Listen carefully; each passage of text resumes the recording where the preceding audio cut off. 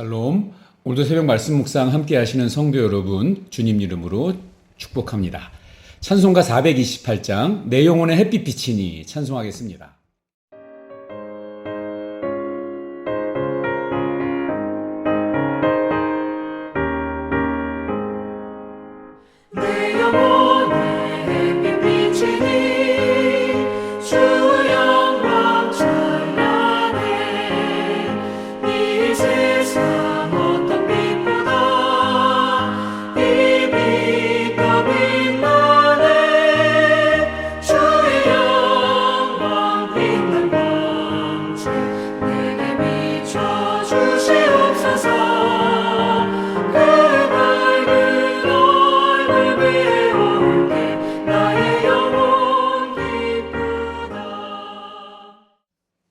오늘 함께 볼 말씀은 출애굽기 34장입니다. 27절에서 29절까지 말씀 함께 보겠습니다. 여호와께서 모세에게 이르시되 너는 이 말들을 기록하라.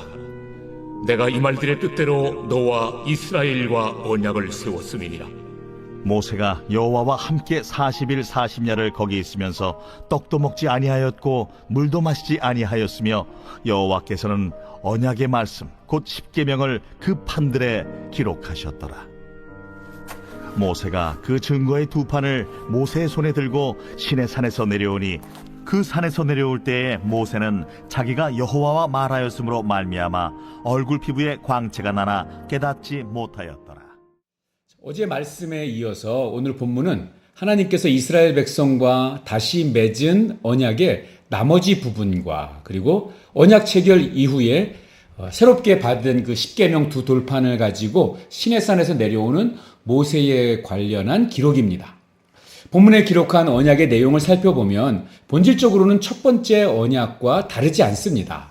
언약의 내용을 정리해보면 이렇습니다. 자, 먼저 하나님께서는 이스라엘 백성이 가나안 땅을 정복할 때 그들의 도움이 되어 주실 것이라고 약속해 주십니다. 그리고 가나안 땅을 정복한 후에는 그 땅에 있는 모든 우상을 철저하게 없앨 것을 명령하십니다. 그리고 무교절, 칠칠절, 수장절을 철저하게 지키라고 요구하십니다. 이 절기는 지금으로 말하면 부활절, 그리고 맥추감사절, 추수감사절에 해당되는 절기입니다.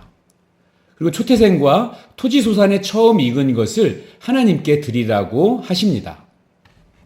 자, 이런 언약의 내용을 유심히 살펴보면 그 내용 하나하나가 담고 있는 이 전체적인 한 가지 공통점을 발견할 수 있습니다. 그것은 여호와 하나님을 하나님으로 인정하라는 것입니다.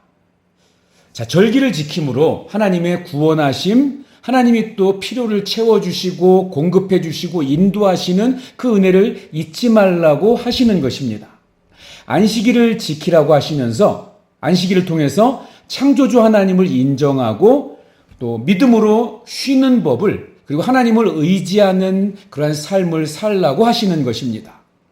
가축의 첫 새끼와 토지소산의 처음 익은 열매를 하나님께 드림으로 나의 모든 것이 하나님께서로부터 왔다는 것을 고백하라는 것입니다. 첫 번째 언약이 깨진 이유가 무엇입니까? 이스라엘 백성이 그 여호와 하나님을 하나님으로 인정하지 않았기 때문입니다. 그 금송아지를 만들고 숭배하는 그 우상 숭배의 밑바닥에는 사실은 하나님과 같이 되고자 하는 인간의 교만함과 인간의 탐욕이 숨겨져 있습니다. 하나님께서는 그런 죄악을 버리고 하나님만을 하나님으로 인정하고 그 하나님만을 섬기고 하나님만을 예배하라고 하시는 것입니다. 하나님께서는 영적 이스라엘 백성인 우리들과도 역시 동일한 언약을 맺으셨습니다. 그리고 언약 백성으로서 우리의 모든 삶에서 하나님만을 인정하기를 원하십니다. 이와 관련해서 우리는 특별히 우리 매주 드리는 이 예배를 살펴볼 필요가 있습니다. 하나님께서는 예배가 하나님만을 높이고 하나님만을 영화롭게 하고 그리고 그 안에서 우리도 하나님이 주시는 영광을 함께 누리는 그러한 예배가 되기를 원하십니다. 그런데 만약에 우리의 예배가 나의 만족, 나의 감정을 채우고 나의 소망을 이루어내려는 그러한 장으로 변질된다면 그것은 이스라엘이 저질렀던 죄와 결코 다르지 않습니다. 예배의 중심과 또 예배의 대상은 언제나 하나님이 되어야 합니다. 내가 예배의 주체가 아닙니다.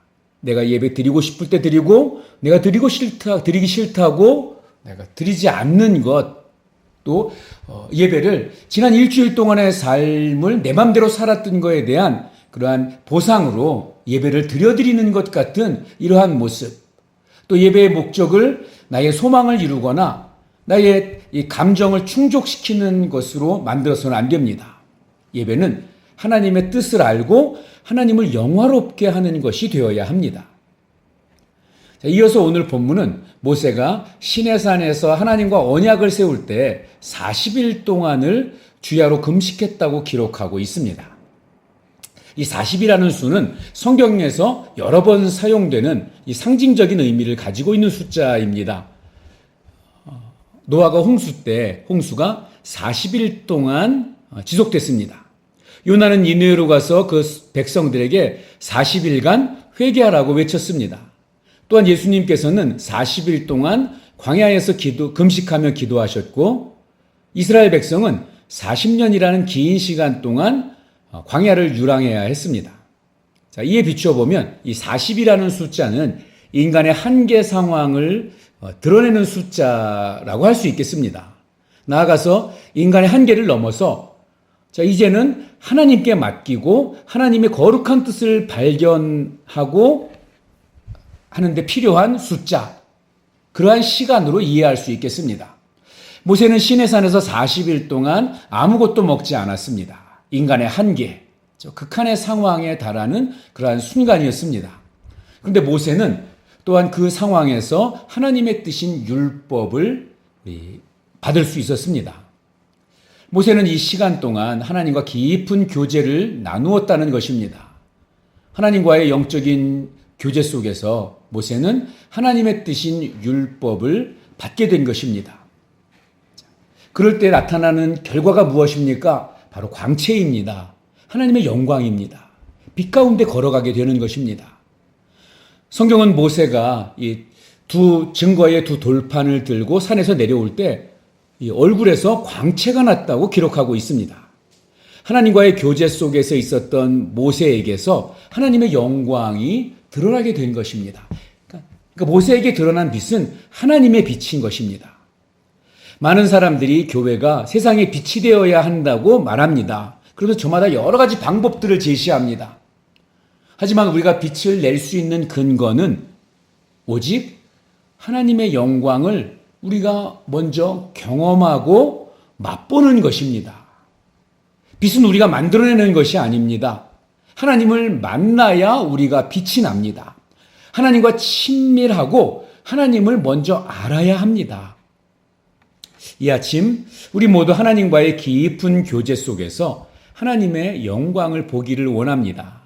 뿐만 아니라 하나님의 그 광채로 인해서 세상 사람들이 우리를 조롱하고 비난하는 것이 아니라 그 빛을 반사하는 우리를 두려워하고 우리로 인해서 하나님을 알게 되는 귀한 은혜가 있는 복된 날 되시기를 축복합니다. 기도하겠습니다. 사랑의 하나님 아버지, 우리를 언약 백성으로 삼아주시고 우리를 주님과의 인격적인 교제 속으로 초청해 주시니 감사합니다. 주님과의 깊은 사귐 속에서 주님의 영광을 보게 하시고 주님의 그 영광이 우리에게만 머무는 것이 아니라 또 우리를 통해서 광채가 돼서 어두운 세상에 환히 비추는 은혜가 있게 하시고 그래서 우리를 통해서 세상 사람들이 하나님을 알고 하나님을 발견하는 그러한 놀라운 은혜가 있도록 하나님 저희를 사용하여 주시옵소서.